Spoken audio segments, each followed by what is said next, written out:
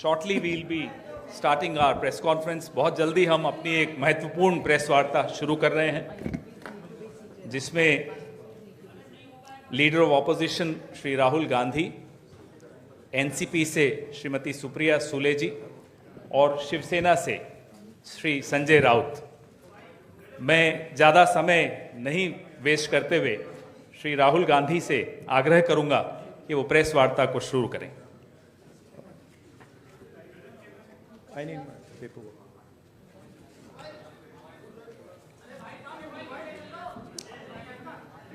आप सेटल हो जाइए, बस 2 मिनट में शुरू करें। नमस्कार। राउत जी, सुप्रिया जी, आप सबका यहाँ मैं स्वागत करता हूँ। नमस्कार।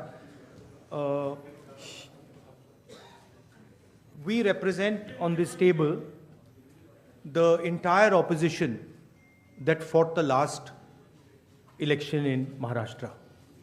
And we want to bring to the notice of the people of India some information that we have found about the Maharashtra election. We've studied in detail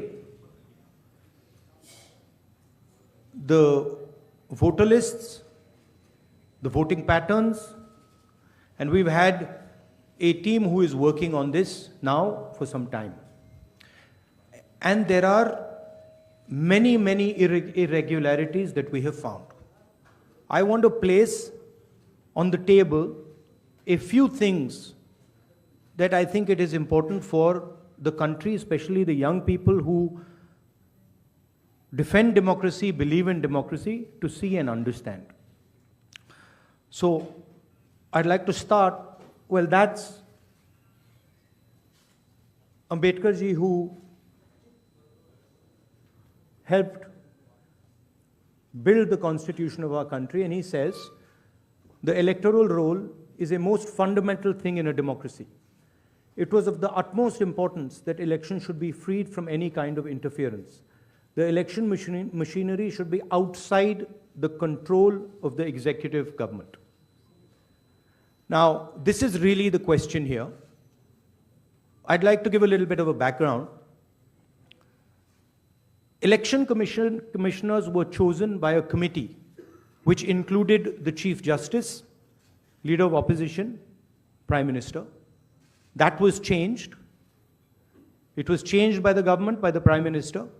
The Chief Justice was removed from that committee, and a BJP person was added to that committee.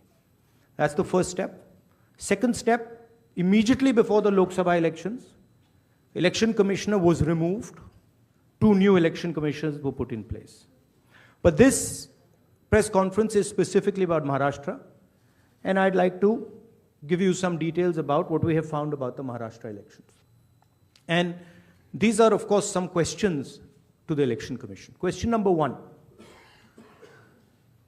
In 5 years, between Vidhan Sabha 2019 and Lok Sabha 2024, 32 lakh voters were added on the electoral rolls of Maharashtra.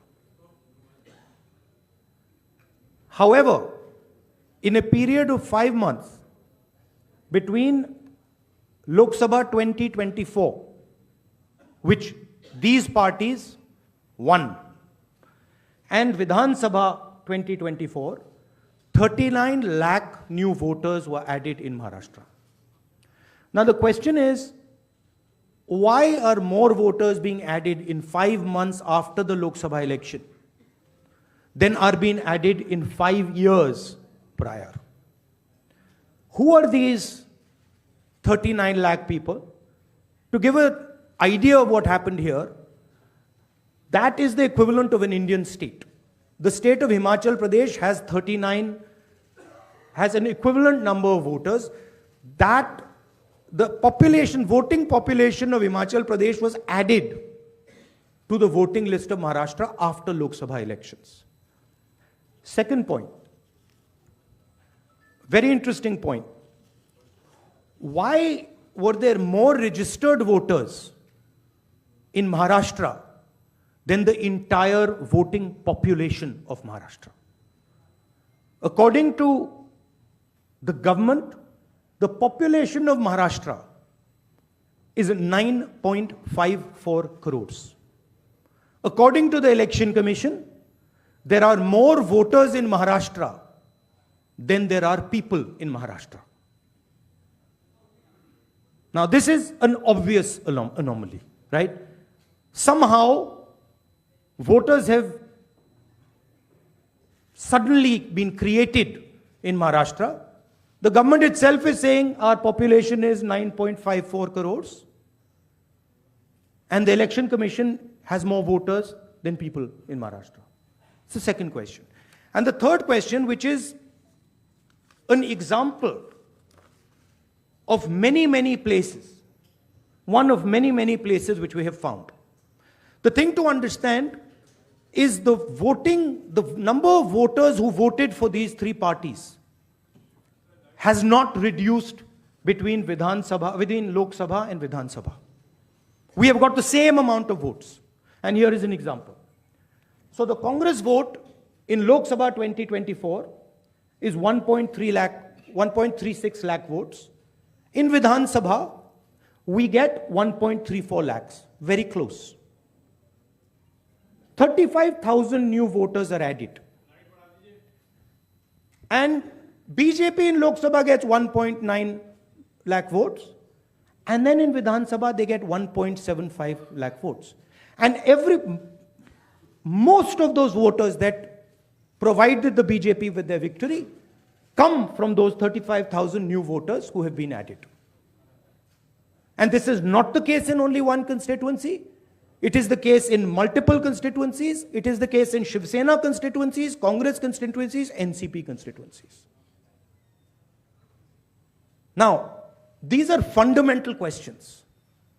And we have been saying to the Election Commission that we are finding anomalies. We need the voter list, names, addresses of the voters of Maharashtra. We need, yes, with photographs.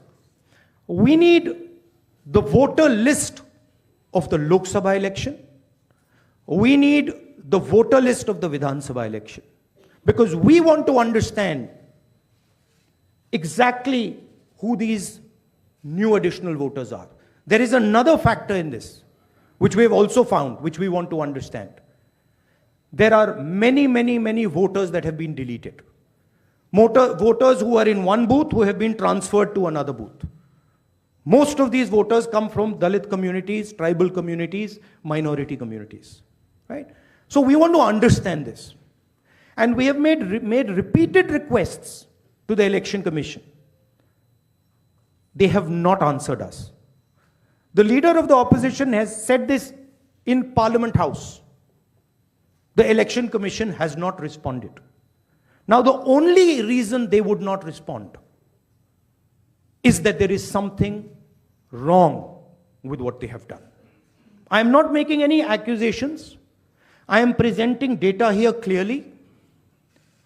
And I'm asking the Election Commission again. The three major opposition parties of Maharashtra are asking you for the voter list of Lok Sabha and the voter list of Vidhan Sabha elections. It is your duty to provide transparency in the election. It is not our responsibility to provide transparency in the election. So it is important that now, after repeated requests from the entire opposition here, that the Election Commission hands over the voter list so we can take our investigation to its logical conclusion. I'd like to just say this in Hindi as well. Parliament house में मैंने अपने भाषण में कहा कि महाराष्ट्र के चुनाव में हमारी एनालिसिस के बाद वोटर लिस्ट पे कोई सवाल उठे हैं. मैं आज हिंदुस्तान के युवाओं को यह डेटा दिखाना चाहता हूं. सबसे पहला सवाल, 5 साल में जितने वोटर लिस्ट में ऐड किए गए थे, उससे ज्यादा वोटर महाराष्ट्र में 5 महीनों में ऐड हुए हैं। 32 लाख वोटर्स विधानसभा 2019 एंड 2024 के बीच में। 39 लाख वोटर्स, मतलब हिमाचल का जो पॉपुलेशन है वो ऐड कर दिया लोकसभा 2024 एंड विधानसभा 2024 के बीच में। यह पहला सवाल है। ये जो एडिशनल वोटर्स ऐड किए हैं, ये हैं कौन, ये कहां थे और ये कहां से आए? पहला सवाल। दूसरा सवाल, बहुत महत्वपूर्ण सवाल, महाराष्ट्र का पॉपुलेशन सरकार के मुताबिक, महाराष्ट्र का अडल्ट पॉपुलेशन सरकार के मुताबिक 9.54 करोड़। महाराष्ट्र का adult population 9.54 crore. Election commission के मुताबिक महाराष्ट्र में 9.7 करोड़ वोटर्स हैं। इसका मतलब इलेक्शन कमीशन कह रहा है, देश की जनता को कह रहा है, देश के युवाओं को कह रहा है कि महाराष्ट्र में एडल्ट पॉपुलेशन से ज्यादा वोटर्स हैं। यह कैसे हो सकता है? तीसरा सवाल, यह एक उदाहरण है, कामठी विधानसभा। यहां पे कांग्रेस पार्टी को लोकसभा में 1.36 लाख वोट मिला है। विधानसभा में तकरीबन उतना ही वोट हमें मिला, 1.34 लाख। यह चुनाव हम जीते, लोकसभा वाला। लोकसभा के चुनाव में बीजेपी को 1.19 लाख वोट मिलता है। इस कंस्टिट्यूएंसी में 35,000 नए वोटर्स ऐड होते हैं और वो 35,000 के 35,000 वोटर सीधे बीजेपी के खाते में जाते हैं और बीजेपी चुनाव जीतती है। यह एक उदाहरण है, ऐसे महाराष्ट्र में अनेक उदाहरण हैं। हमारी कंस्टिट्यूएंसीज में, एनसीपी की कंस्टिट्यूएंसीज में, शिवसेना की कंस्टिट्यूएंसीज में। हमारा वोट महाराष्ट्र में कम नहीं हुआ है, बीजेपी का वोट ज्यादा हुआ है। ये वोटर्स कहां ऐड हुए हैं? जहां पे बीजेपी की स्ट्राइक रेट 90+% है। हिस्ट्री में 90% स्ट्राइक रेट नहीं रही है। तो यह मैं देश की जनता को कहना चाहता था। अब हमने इलेक्शन कमीशन को 1 बार नहीं, 2 बार नहीं, 3, 4, 5 बार बोला है कि देखिए हम आरोप नहीं लगा रहे हैं, लगाना चाहिए मगर हम लगा नहीं रहे। हम आपसे सिर्फ महाराष्ट्र की वोटर लिस्ट मांग रहे हैं। लोकसभा की final voter list, name, address, photograph. Vidhan Sabha की final voter list, name, address, photograph. आप ये लिस्ट हमें नहीं दे रहे हो। ट्रांसपेरेंसी लाना आपका काम है। तीनों राजनीतिक पार्टियां, विपक्ष की पार्टियां महाराष्ट्र की, पब्लिकली आपसे सवाल पूछ रही हैं। मैंने पार्लियामेंट में बोला, हमारे सब नेताओं ने बोला है, इलेक्शन कमीशन हमें लिस्ट नहीं दे रही। उनकी जिम्मेदारी बनती है कि जल्दी से जल्दी लोकसभा, विधानसभा महाराष्ट्र की लिस्ट वो NCP, Shiv Sena and Congress party को पकड़ा दें, क्योंकि हम इस मामले को आगे ले जाना चाहते हैं। हम इस इन्वेस्टिगेशन को एंड तक ले जाना चाहते हैं। धन्यवाद। अब सुप्रिया जी, आप बोलिए, आपको जाना है।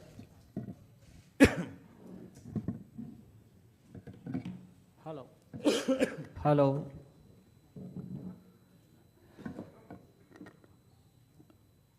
राहुल जी ने देश के सामने बहुत ही महत्वपूर्ण प्रश्न रखे हैं। अगर इस देश का चुनाव आयोग जिंदा है, उनका ज़मीर मरा नहीं है। तो जो प्रश्न राहुल जी ने चुनाव आयोग को पूछे हैं, उनका जवाब चुनाव आयोग ने देना चाहिए, लेकिन चुनाव आयोग उसके जवाब नहीं देगा, क्योंकि चुनाव आयोग भी जो सरकार बनी है वो सरकार की गुलामी कर रहे हैं। हमने बार बार महाराष्ट्र का चुनाव आयोग हो, दिल्ली का चुनाव आयोग हो, बार बार हमने वहाँ जाकर हमारा सर फोड़ दिया है, लेकिन वो मरा है। दूसरी बात, ये जो 39 लाख वोट कहाँ से आए और कहाँ जाएंगे? अब ये 39 लाख वोट बिहार में जाएंगे। अब वो फ्लोटिंग वोट्स है, वही नाम रहेंगे, वही आधार कार्ड रहेगा, सब कुछ यही है।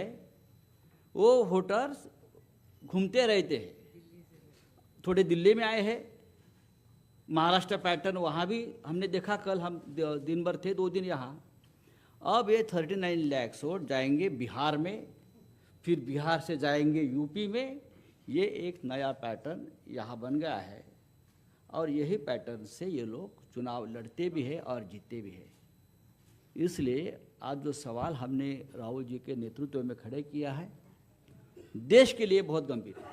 अगर इस देश में डेमोक्रेसी हमको जिंदा रखनी है, पार्लियामेंट, विधानसभाएं हमको सचमुच जिंदा रखनी है, तो ये सवाल का जवाब सिर्फ हम नहीं पूछेंगे, मीडिया ने पूछना चाहिए, लोगों में जागरूकता आनी चाहिए। हम तो लड़ने वाले लोग हैं, हम लड़ेंगे ही, लेकिन महाराष्ट्र की जो बात है, वो कैसे जीते और हम कैसे हारे, हमको हराया गया किस प्रकार से, ये मुद्दा राहुल जी ने देश के सामने लाया है। मैं बार बार चुनाव आयोग से अपील करूंगा कि आप उठिए, कफन निकालिए, आपके ऊपर जो कफन डाल दिया है सरकार ने, उठाकर आप ये सवालों का जवाब दीजिए। Thank you.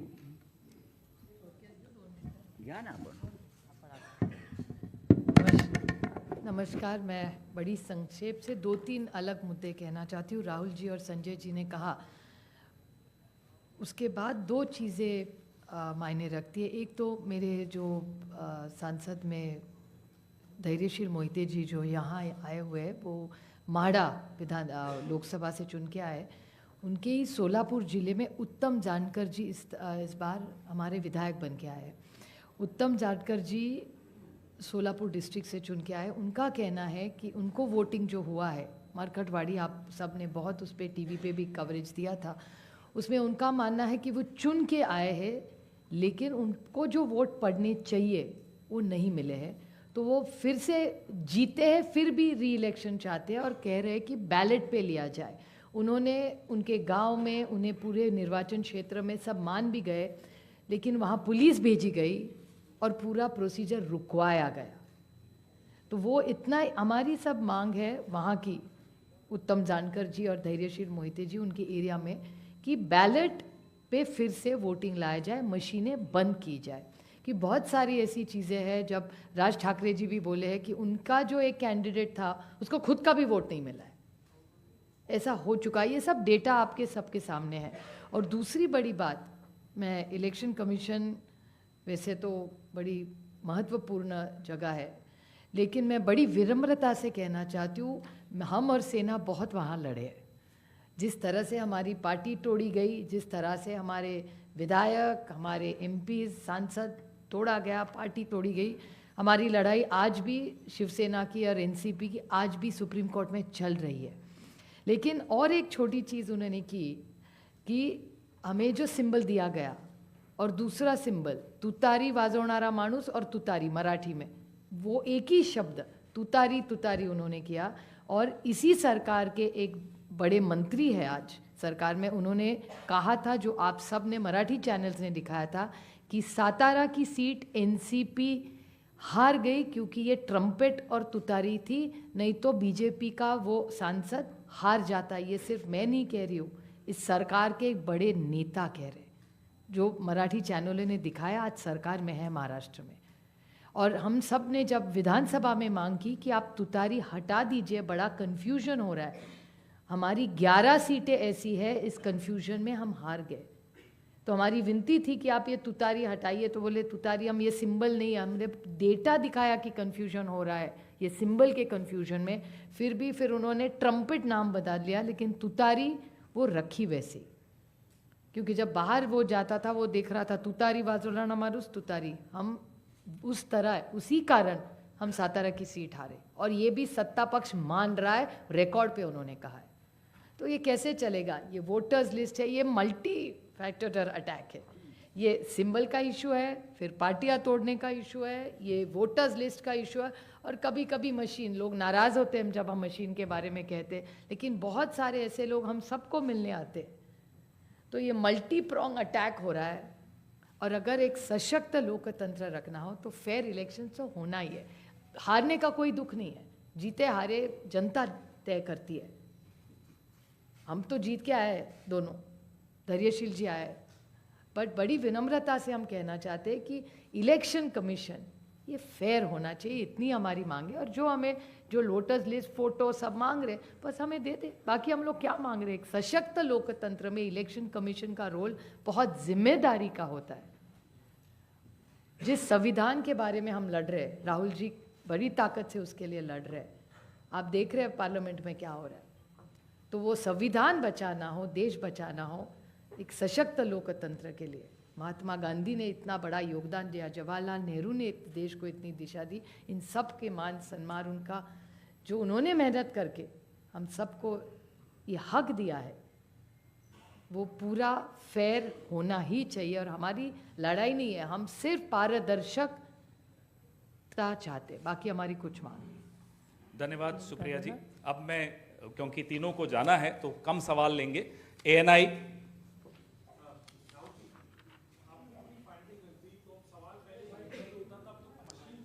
मशीनरी पे हो रहा है, अब तो सवाल पूरी मशीनरी पे हो रहा है, इसको आगे लेके कैसे जाएंगे, क्या रास्ता बचता है आप लोगों के पास?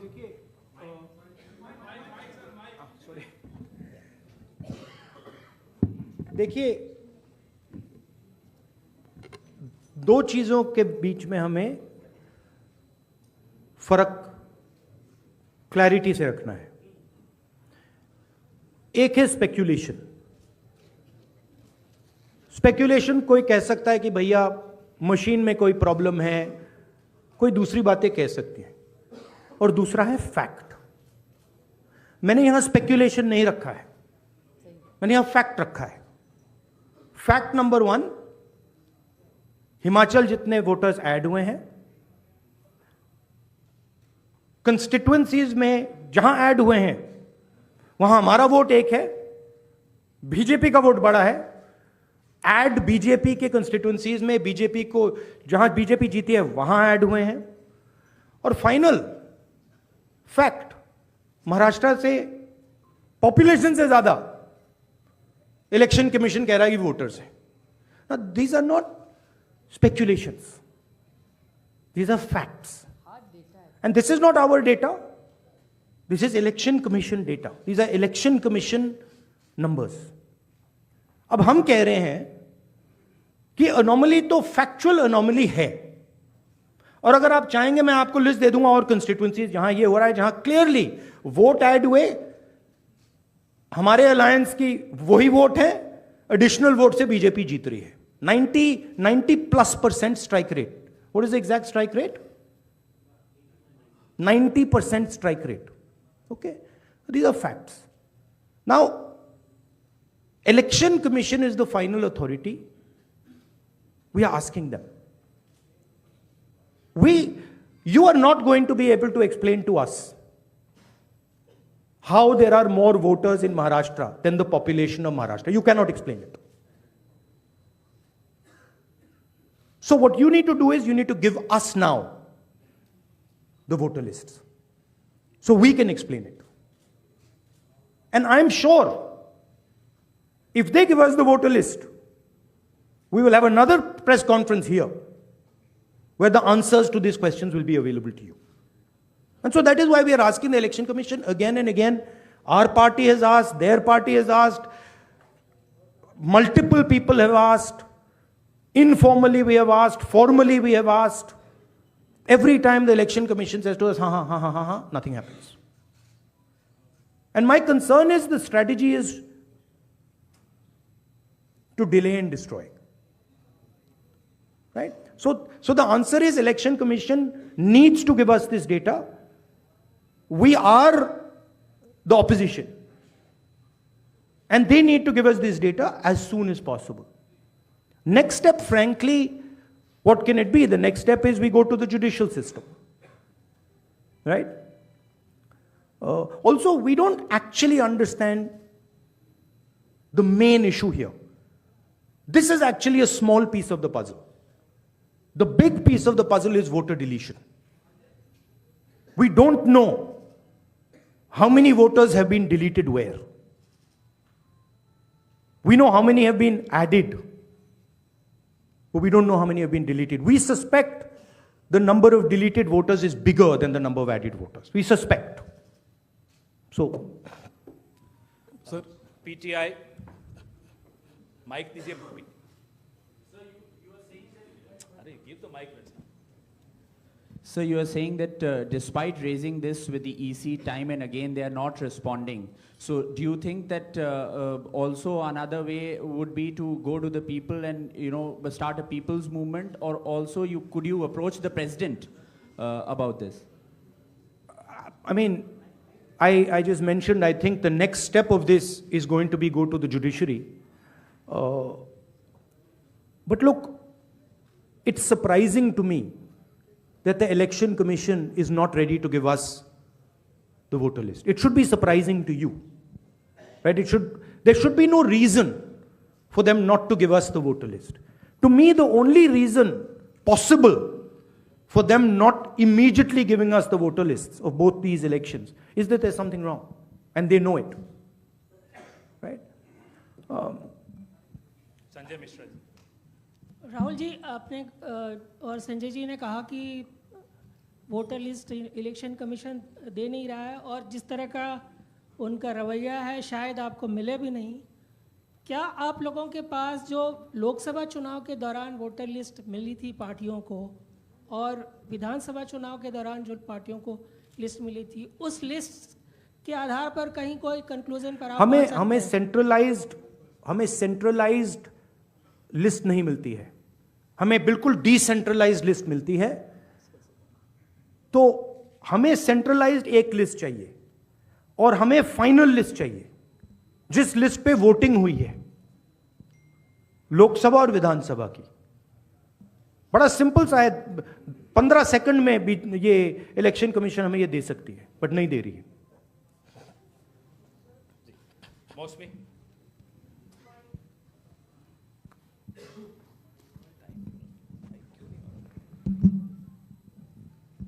राहुल जी, ये जो आपने आंकड़े दिए थे कि लगभग 9 करोड़ 70 लाख 25,000 वोटर्स, 9 करोड़ 70 लाख वोटर्स हैं, वोटिंग पॉपुलेशन है, और जो अडल्ट पॉपुलेशन महाराष्ट्र की है वो 9 करोड़ 54 लाख है जी.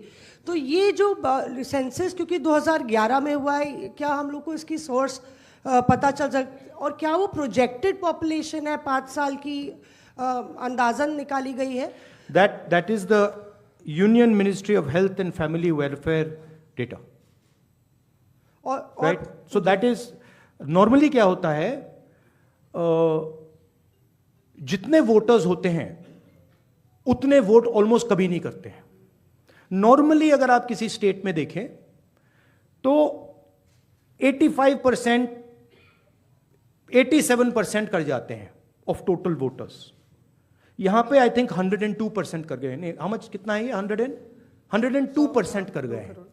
तो it is not only that there are more voters than actual people, it is that the voting percentage is 102%. Right? The actual voting percentage of this should be 15% approximately. If you आप states को aggregate करो तो it should be 15% less than 9.54. It is actually 102%, right? So really, it's way beyond the population.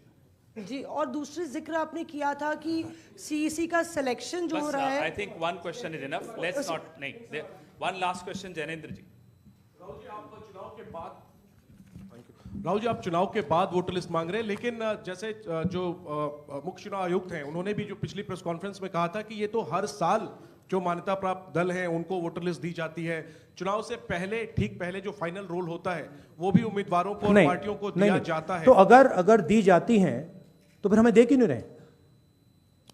हम मांग रहे हैं, अगर दी जाती हैं, if it is the norm to give it, तो दे दो। वो तो चुनाव के पहले ही आप लोगों को दिया गया होगा क्या? नहीं, मैंने वो बोला आपको, वो डिसेंट्रलाइज तरीके से लिस्ट मिलती है। वो एक एमएलए को अगर लिस्ट निकालनी होती है तो उसे polling booth by polling booth by polling booth जाना पड़ता है। उससे उस डेटा से हम काम नहीं कर सकते, हमें सेंट्रलाइज डेटा चाहिए, पूरी स्टेट का डेटा। और सर दिल्ली में जब नहीं, बट मान लो आप जो कह रहे हो सही है कि उन्होंने हमें लिस्ट दे रखी है, right? Fine, then why are they not just making it available to us? I'll add a small point. One second. Why are they not just making it available? हाँ देते हैं, आप मांग रहे हो, ले लो, वो दे क्यों नहीं रहे? Just one small point. नहीं, you were, हम साथ में थे अरविंद जी के साथ उस मांग में। और एक बात बताओ, महाराष्ट्र में जब हुआ था, अभी ऑनलाइन नाम बढ़ा सकते हैं आप। मेरे खुद के निर्वाचन क्षेत्र का मैं आपको उदाहरण दूं, मैं रोज मॉनिटर करती थी, क्योंकि आजकल ऑनलाइन करके collector has the final authority. तो लास्ट 3 दिन जब हम पूरे चुनाव प्रचार में सारे बिजी थे, यहाँ नंबर बढ़े थे। हमसे कह रहे हैं कि वो सही भी हो सकते हैं, लेकिन आजकल एक आधार कार्ड पे, अभी आप हमारे यहाँ लाडली बहन योजना में सारे गलत आधार कार्ड आ रहे हैं। ये मैं नहीं कह रही, प्रेस कह रहा है। आप ही ने तो दिखा, 5 लाख महिलाओं का नाम कम होता जा रहा है। See, what has happened is that this list is a dynamic list, and this list is constantly changing, and anyone can change it. The nice way to say it is that the Election Commission has lost control of the list. The bad way to say it is the Election Commission has manipulated the list. What is very clear is that the list in Maharashtra has gone wrong. There's no doubt about that. Because, please understand, a list which is bigger than the entire population, a list where the population of Himachal Pradesh is entering into Maharashtra, a list where all the additional voters are going in favor of the BJP. Look at that page. All of them have gone to the BJP. It's not that 50% have gone, 60% have gone. It's the same. 35,000, 40,000. All have gone. So something is wrong. And it is the responsibility of the Election Commission now to come clean on what has happened. Right? The answer is not, we gave you the list. We as opposition are asking you for the list now. The answer is, give us the list now. Don't tell us about what happened in the past. We want to know now. If you have no problem giving the list, you've already given it to us, okay, give it to us today. And give us the Lok Sabha one with names, pictures and addresses. Give us the Vidhan Sabha one with names, pictures and addresses. Because if you don't, there is a serious question now that is being asked about Indian democracy. Which means we are now heading towards the complete destruction of the Constitution. And we are in the business of protecting the Constitution. That is why I have put this here. And that is why I put Ambedkar ji. Ambedkar ji की photo मैंने यहाँ इसलिए लगाई है क्योंकि ने ऊपर लिखा है, electoral roll is the most fundamental thing in a democracy. Election Commission उसकी रक्षा नहीं कर रही है. हम मांग रहे हैं ये फंडामेंटल चीज जो अम्बेडकर जी ने कहा है, ये हमें दीजिए. वो करेंगे नहीं देंगे आपको. That is the issue here. Thank you very much. Thank you ji. Sir एक राहुल जी एक सवाल है. राहुल जी ठीक है.